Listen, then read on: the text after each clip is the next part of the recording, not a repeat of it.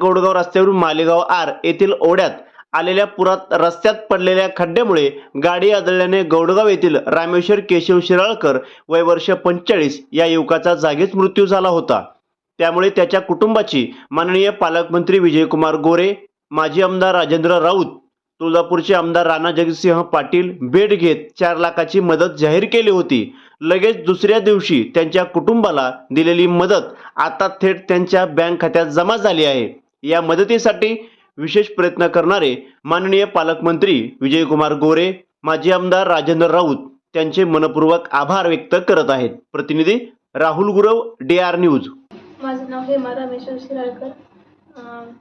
परवा दिवशी आमच्या घरी राणादादा पाटील, तालुक्याचे आमदार राजाभाऊ राऊत साहेब आणि पालकमंत्री जयकुमार गोरे साहेब हे आले होते आणि जे आमच्या वडिलाचं जे पुरात वाहून गेल्यानंतर जो मृत्यू झाला त्याच्याबद्दल माहिती घेण्यासाठी आले होते। मग त्यांनी माझ्या शिक्षणाचा पण खर्च उचलला सगळा, ते बोलतो पण म्हणले सगळं, म्हणजे आर्थिक त्यांनी मदत पण केली।